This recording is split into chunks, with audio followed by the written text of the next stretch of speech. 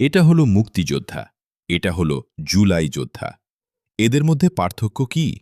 মুক্তিযোদ্ধা ১৯৭১ স্বাধীনতা, জুলাই যোদ্ধা ২০২৪ গণ অভ্যুত্থান।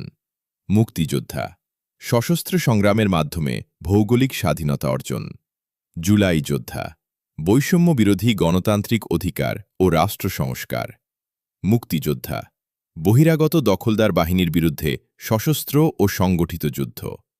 জুলাই যোদ্ধা অভ্যন্তরীণ ফ্যাসিবাদী ও বৈষম্যমূলক ব্যবস্থার বিরুদ্ধে ছাত্র জনতার গণ অভ্যুত্থান।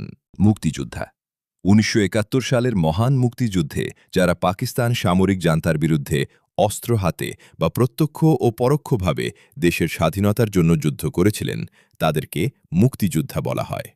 জুলাই যোদ্ধা ২০২৪ সালের জুলাই অগস্ট মাসে বাংলাদেশে সংঘটিত ছাত্র জনতার গণ অভ্যুত্থান বা বৈষম্য বিরোধী আন্দোলনে যারা স্বৈরাচারী শাসন ব্যবস্থার বিরুদ্ধে রাজপথে লড়াই করেছিলেন তাদেরকে সাধারণভাবে জুলাই যোদ্ধা বা জুলাই শহীদ ও আহত সংগ্রামী জনতা বলা হয়। মুক্তিযোদ্ধা ১৯৭১ সালে দীর্ঘ ৯ মাস রক্তক্ষয়ী যুদ্ধের মাধ্যমে পরাধীনতার শৃঙ্খল ভেঙে একটি স্বাধীন ও সার্বভৌম বাংলাদেশ প্রতিষ্ঠা করাই ছিল তাদের মূল লক্ষ্য।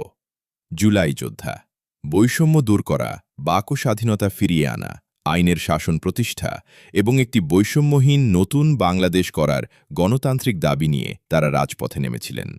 মুক্তিযোদ্ধা সরকারি গেজেট এবং নির্দিষ্ট নীতিমালার মাধ্যমে ১৯৭১ সালের সশস্ত্র সংগ্রামের সাথে সরাসরি যুক্ত ব্যক্তিদের রাষ্ট্রীয়ভাবে মুক্তিযোদ্ধা হিসেবে স্বীকৃতি ও সনদ প্রদান করা হয়েছে।